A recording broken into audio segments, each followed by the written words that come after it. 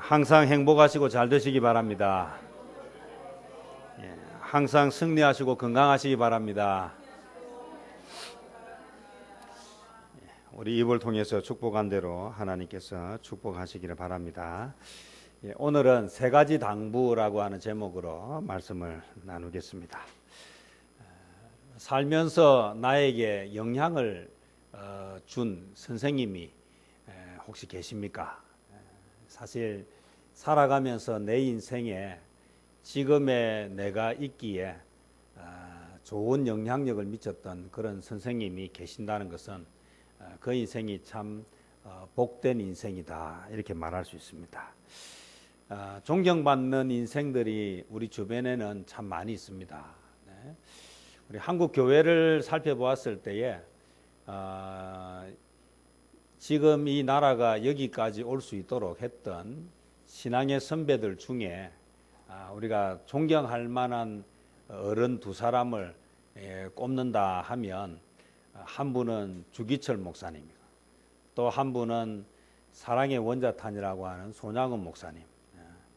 어려운 시절에 이 한국 교회 초창기라고 할 수 있는 그때에 이 두 분이 계셔서 사실 한국 교회가 영적으로 중심을 잡고 그렇게 하나님 앞에 교회가 가야 할 길을 잘 제시했다, 그런 이야기를 할 수 있습니다. 오늘 이 세 가지 당부라고 하는 말씀을 들으면서 먼저 주기철 목사님 영상을 한번 봤으면 좋겠습니다. 그래서 이 영상을 한번 보고 그다음에 우리가 말씀을 계속해서 듣도록 하겠습니다.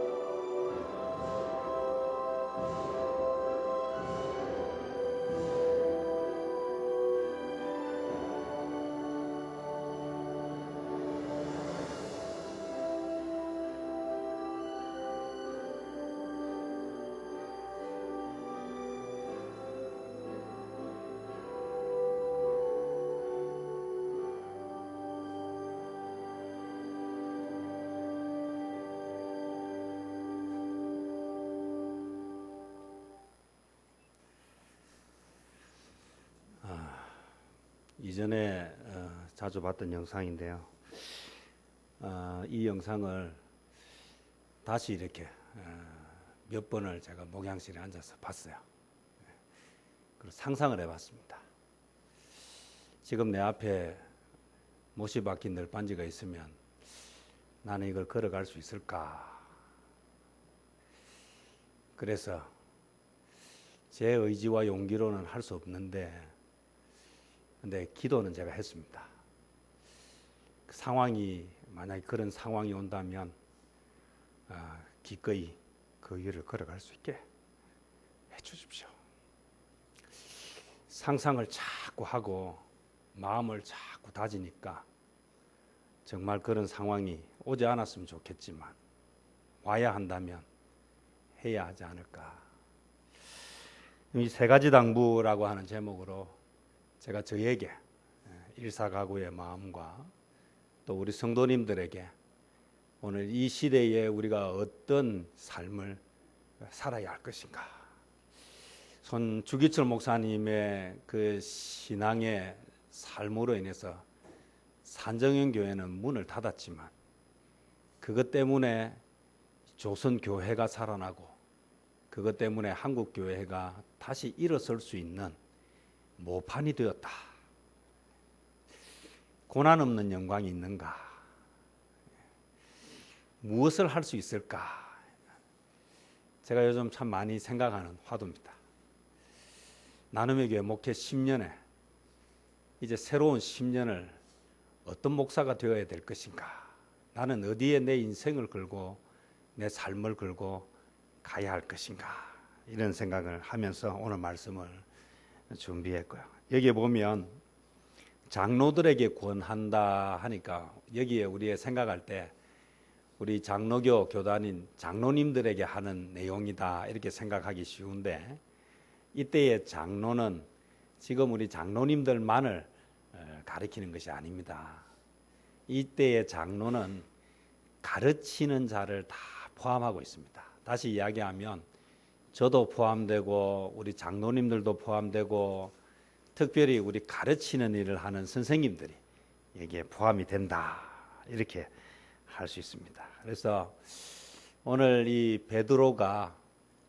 사도 베드로가 장로들에게, 특별히 가르치는 자들에게 이 말씀을 주셨는데, 이 가르치는 자는 누구냐 하면 부모도 포함돼요.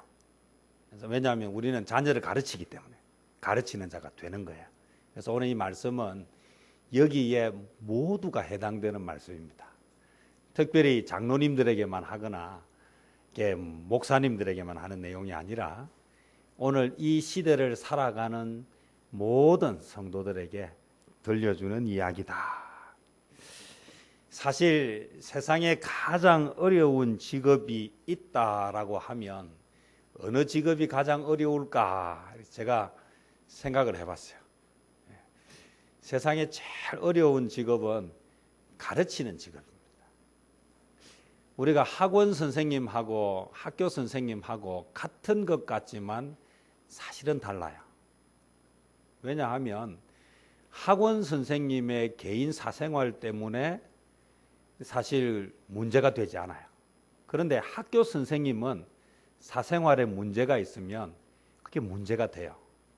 왜 그럴까요?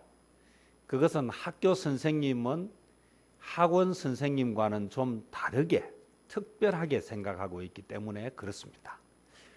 똑같은 잘못인데도 예수 믿는 사람과 예수 믿지 않는 사람하고는 좀 달라요. 예수 믿지 않는 사람이 잘못하면 인간이 뭐 저래 이렇게 얘기하는데, 예수 믿는 사람이 뭘 잘못하면 예수 믿는 사람이 뭐 저래 이렇게 이야기하잖아요. 또 있어 보니까 이 평신도가 잘못할 때하고 또 교역자가 잘못할 때하고 또 달라요. 성도가 좀 잘못할 때는 그래도 조금은 너그러운 면이 있는데, 이 목회자가 잘못하면 어떻게 목회자가 돼가 그럴 수 있어 이렇게 말한다는 것은 그를 더 미워하거나 그를 함부로 해서가 아니라 그에게 더 기대하는 바가 있기 때문이다. 좀 전에 제가 말씀드렸지만 학원 선생님보다는 학교 선생님에게 더 기대하고요. 예수 믿지 않는 사람들보다는 예수 믿는 사람에게 더 기대하고, 또 예수 믿는 사람 중에도 평신도보다는 또 중직자들한테 더 기대하고, 또 중직자들 중에서도 또 목회자들에게는 더 많이 기대하고, 이것은 무시하거나 나빠서가 아니라 특별하다는 것을 인정하기 때문이다. 그렇게 말씀드릴 수 있습니다. 가르치는 일은 쉬운 일이 아닙니다. 그래서 가르치는 이 자리에 가는 것은 쉽게 될 수가 없어요. 요즘 교사 임용 받기가 얼마나 힘든지 아시죠? 이전하고 지금은 훨씬 어려워진 것 같아요. 지금은 뭐 공부를 한다고 이게 교사가 되기가 어려운, 교사가 과정을 밟았는데도 시험 치는 게 얼마나 어려운지. 그래서 참 교사가 되기가 어렵다. 왜 어려워야 하는가? 저는 사람을 가르치는 일이기 때문에 어려워야 된다고 생각해요.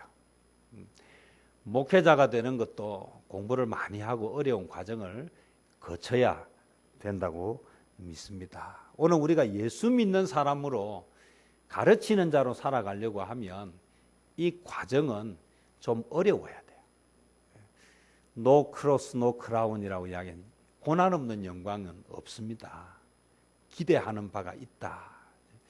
우리 전문직 종사자들이 왜 많은 월급을 받고 인정을 받는가? 그것은 그 사람들이 그 자리에 가기까지 얼마나 많이 공부하고 애쓰는지 몰라요.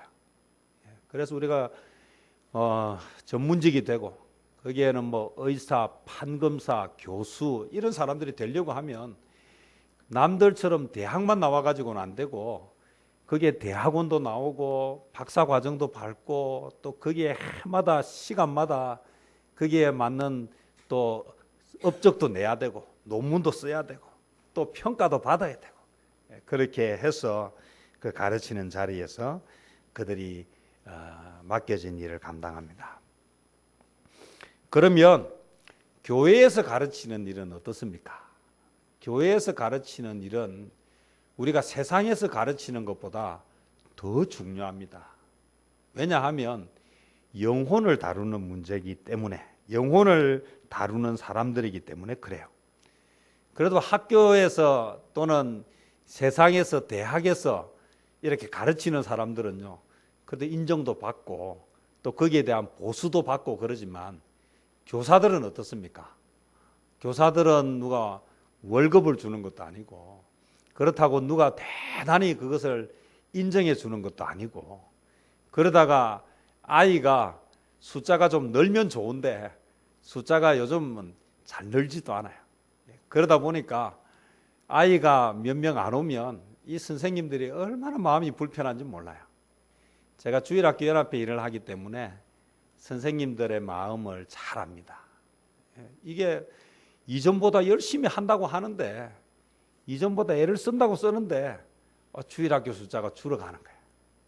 그러니 처음에는 자기 자신한테 문제를 돌렸다가, 또 교회가 지원을 안 해준다고 또 문제를 돌렸다가, 목사님이 좀 여기에 좀 적극적으로 하지 않는다고 또 문제를 돌렸다가, 또 요즘 아이들에게 문제를 돌렸다가, 출산율이 줄어서 그렇다라고 또 자위를 했다가, 뭐 이런저런 고민들이 참 많습니다.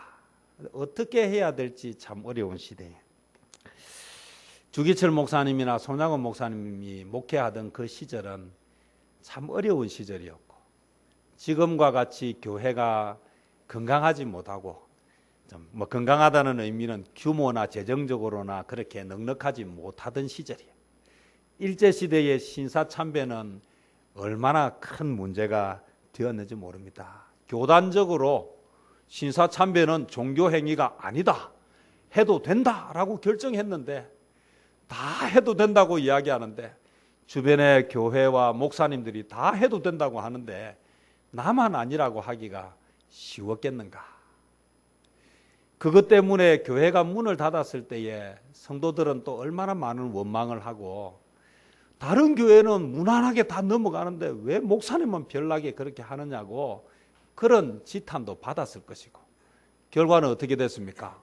목사님이 구속되면서 교회는 문을 닫고, 그런 어려운 시절들을 보내지 않습니까?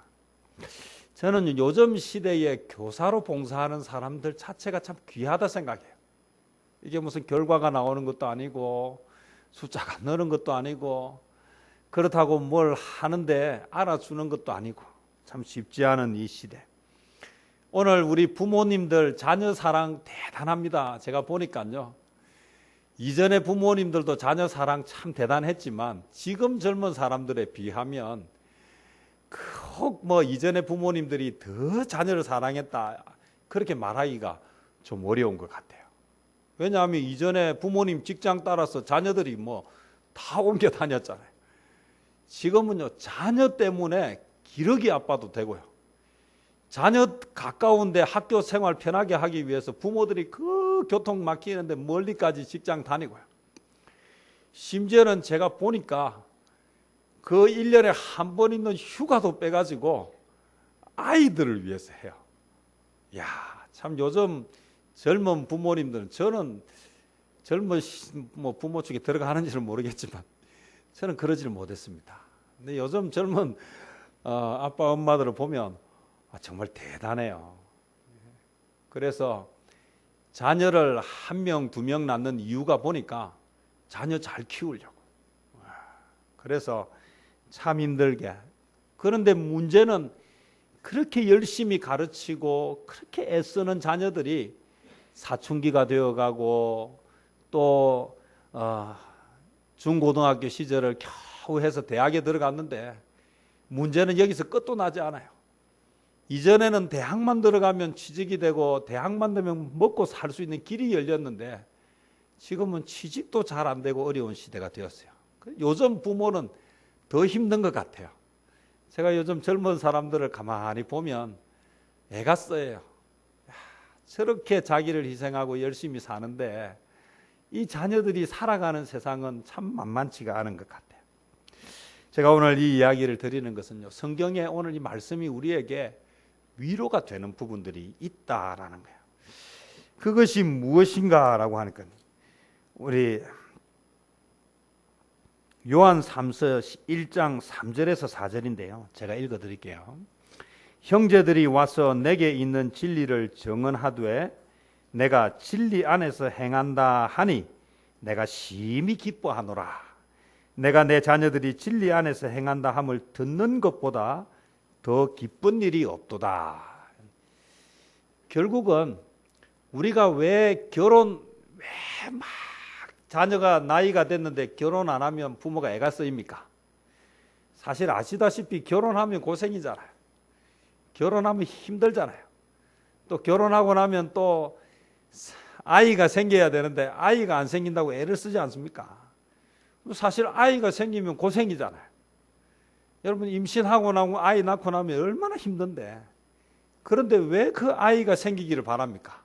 왜 부모들은 자녀가 결혼하기를 바라고 왜 부모들은 자녀를 또 손주를 낳기를 원합니까? 그거 다 고생길이고 그것 때문에 얼마나 많이 힘이 드는데 무엇 때문입니까? 그것이 삶에 참 행복을 주고 보람을 주고 기쁨을 주기 때문이에요. 내가 희생하지만 희생하는 것보다 더 큰 기쁨이 있습니다. 그래서 힘들다가도 자녀 때문에 가족 때문에 다시 힘을 얻고 다시 일어나고 또 삶에 지치다가도 그 아이가 웃는 모습 그 한 모습 때문에 다시 용기를 얻고 살아가고 자녀들이 살면서 희노애락이 있지만 그것 주는 그 고난이 주는 그 고통보다 그 고난 이후에 주어지는 기쁨이 크기 때문에 이 베드로가 이야기하고 있는 것은요, 오늘 사람을 가르치는 일은 당장은 힘도 들고 표도 안 나고 고통스럽지만 언제 이 결과가 나오느냐 하면 세월이 지나면 자라요. 금방금방 자라요. 우리 보면 제가 나눔의 교회 부임해서 첫 주례 해가지고 우리 태어난 아이 40인데 벌써 학교 들어가. 벌써 오늘 제가 주일학교 우리 예배 드릴 때 오늘 우리 최성호 목사님이 오늘 전라도 쪽에 오늘 예배를 인도하러 가시면 휴가 겸 해서 가셨는데 제가 오늘 주일학교 설교를 오랜만에 했어요. 근데 뭐 찬양을 하고 글을 읽고 신기해요. 그냥 보는데 그냥 많은 아이는 아니지만 금방금방 크는구나. 힘든데 그냥 별 보람도 없이 뭔가 시간만 흘러간 것 같은데 아이들이 자라는 거예요. 금방 어른이 되는 거예요. 그래서 제가 오늘 주일학교 설교하는데 참 좋더라고요. 많은 아이들이 있으면 참 좋겠지만 이 아이가 벌써 이렇게 커서 이제 학교를 가고 이렇게 찬양도 하고 글도 읽고 노래도 부르고 금방금방 크는 그 기쁨이 오늘 내가 가는 이 길이 당장 눈에 보이지는 않아도 세월이 흐르고 시간이 지나면 열매가 될 것이다. 나눔의 교회를 가만히 돌아보면 막 숫자가 많아져서 많은 예배를 드리고 막 1부, 2부, 3부, 4부를 드리고 하면 참 좋겠지만 그렇게까지 부흥하고 성장하지는 못했어요. 그런데 여기에서 나온 아이들 중에 어떤 사람이 나올지 그것은 하나님께서 아시고 하나님께서 하실 것이고 오늘 우리가 이 아이들을 위해서 눈물로 기도하고 이 아이들을 가슴에 품고 있는 동안에 이 아이들은 자라서 놀라운 하나님의 일을 할 것이다. 제가 김장한 목사님 그 아들 김요셉 목사님 삶으로 배우는 것만 남는다라고 하는 책을 최근에 나온 신간인데요. 제가 그 책을 읽으면서 참 은혜를 많이 받았습니다. 그래서 사실 김요셉 목사님 아버님이 김장한 목사님인데 우리 부산 극동방송뿐만 아니라 우리나라 극동방송을 만든 이사장이고요. 수원 침례교회 큰 교회 대형교회 목사님이신데 이 목사님이 가난하고 어려울 때 미군 부대에 그 허드렛 일 하던 그때 우리나라 6.25 전쟁 때 미군 참전 용사로 왔던 그 군인이 이 아이를 데려다가 미국에서 유학을 시키고 공부를 시켰어요. 총각이 배운 것도 별로 가진 것도 없이 이분은 한국에 왜 왔는가 하면 공부하기 위해서 학비를 벌기 위해서 목숨을 파는 전쟁터에 온 거예요. 그래서 이 나라에 군인으로 직업 군인으로 와서 그렇게 있다가 한국에서 그 미군 부대에서 허드렛 일 하는 그 아이를 보니까 아이가 너무 착하고 좋으니까 그 아이를 데려다가 미국에서 공부를 시켜. 주변에 사람들이 다 정신 나갔다고 다 그 일을 하지 말라고 할 때에 그분이 그 김장한 목사님 공부를 시켰는데 이 김장한 목사님이 한국에 와서 지금 한국 교회를 일으키고 한국 교회에 영향을 미치는 큰 인물이 되어서 극동방송도 세우고 얼마나 많은 일을 했는지 모릅니다. 거기에 그 아들이 김요셉 목사님이 수원의 기독학교를 얼마나 크고 귀하게 세우고 있는지 몰라요. 많은 선교사님들을 돕고 한 교회가 감당할 수 없는 엄청난 일을 하고 있는데 문제는 이분이 이제 연세가 많아서 작년에 천국 가셨어요. 그 김장한 목사님을 공부시켰던 그분은 시골에서 결혼도 하지 않고 혼자서 그냥 조용하게 그 시골에서 평생을 사셨는데 그분이 죽었을 때에 그 주변에 작은 마을에 몇 사람들하고 친인척 몇 사람하고 결혼도 안 하고 자녀도 없이 살았으니까 몇 안 돼요. 그런데 이 사람의 장례식장에 누가 왔느냐 하니까 미국의 지인들하고 마을 사람들은 뭐 몇 명 안 왔어요. 그런데 한국에서 이 분의 장례식에 전직 대통령도 오고 현직 대통령도 오고 이름만 대면 알만한 유명한 사람들이 그분의 장례식장에 온 거예요. 저는 한 사람의 인생이 어디에 꿈을 꾸고 어디에 인생을 가지고 가느냐. 그래서 제가 보니까 이전에 첫 번째 책 삶으로 가르치는 것만 남는다라고 하는 책에 그런 내용이 나옵니다. 기독학교를 처음 시작할 때 김장한 목사님이 자신이 가지고 있던 재산, 그 집을 팔아가지고 학교를 하도록 밀어줬어요. 그게 시드머니가 돼가지고 그것이 지금 기독학교가 시작되도록 만들었고요. 수많은 사람들과 선교사를 돕는 큰 역사를 이루어 가고 있습니다. 제가 오늘 말씀드리고 싶은 내용 중에 하나는요, 오늘 내가 무엇 때문에 기뻐하고 오늘 내가 무엇 때문에 이 일을 하는가에 대해서 고민해 보면 결국은 한국 교회를 살리고 다음 세대를 살리고 우리의 자녀들을 하나님의 사람으로 키우는 일은 아무리 고난이 있고 아무리 힘이 들어도 포기할 수 없는 일이고, 이건 내 생명을 걸고 가야 할 일이다. 오늘 그래서 이 일을 할 때는 어떻게 해야 되느냐라고 이야기할 때 오늘 2절에 이렇게 이야기합니다. 너희 중에 있는 하나님의 양무리를 치되 억지로 하지 말고 하나님의 뜻을 따라 자원함으로 하며 더러운 이득을 위하여 하지 말고 기꺼이 하며. 오늘 우리가 하나님의 일을 하고요, 자녀를 가르치고 오늘 주일학교 아이들을 가르치고 오늘 우리가 성도들을 가르치는 이 일은 억지로 하지 않고 당장 눈에 열매와 결과가 나오지 않아도, 당장 사람들이 그것을 인정해 주지 않아도, 당장 그것 때문에 결과가 나오지 않아도 자원함으로 하고 더러운 이득이 아니라 기꺼이 하면서 오늘 우리가 이 가르치는 사명을 감당해야 합니다.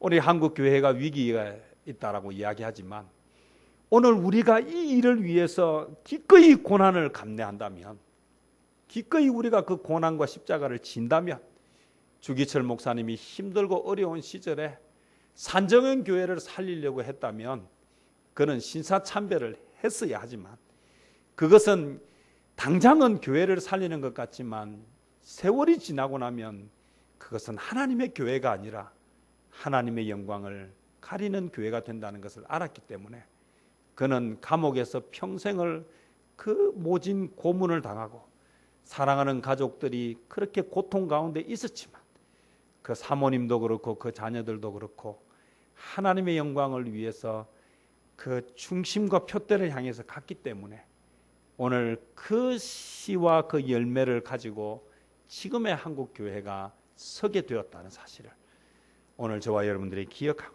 눈앞의 이익이 아니라 먼 미래를 보고, 오늘 내가 연약하지만 오늘 우리는 고난의 순간이 오면 사실 쉽지 않아요. 제가 그 나무판 널판지에 못이 박인 것을 보면서 제가 상상을 자꾸 했어요. 나는 저걸 걸어갈 수 있을까? 나는 그 순간 결단해야 될 때가 되면 나는 저 모판 위를 걸어갈 수 있을까? 자신은 없는데 기도는 했습니다. 걸어가게 해주십시오. 걸어갈 수 있게 해주십시오. 걸어가고 싶습니다. 내 인생에 내 마지막 순간에 그 결단을 해야 되는 순간이 있다면 그 길을 가게 해주십시오. 오늘 우리는 어떤 일을 할 때 억지로 하는 것이 아니라 자원하는 마음을 가지고 해야 되고, 이 일을 통해서 하나님이 하는 그 마음이 있어야 되겠다. 사실 상황이 되면 어떻게 변할지 모르잖아요. 우리는 끊임없이 마음으로 다지고 생각하면서 성령님의 도움을 구하며 그 순간에 나도 그 자리에 있을 수 있지 않을까. 하나님 믿고 싶습니다. 하나님 그렇게 가기를 원합니다. 오늘 그렇게 했을 때에 어떤 결과가 나타나는가 보니까 4절입니다. 다 같이 한번 읽어보겠습니다.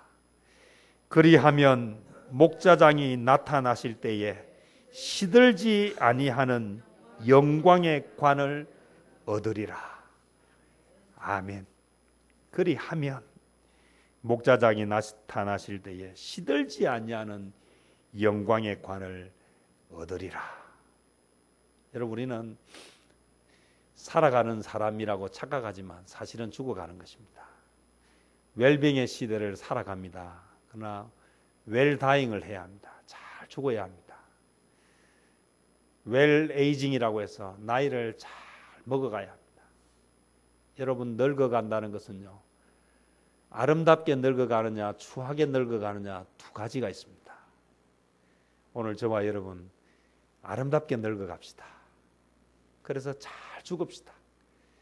그래서 목자장이 오실 때에 시들지 않는 영광의 관을 받는 저와 여러분 되시기를 주님의 이름으로 축원합니다. 기도하겠습니다. 주님 감사합니다. 우리는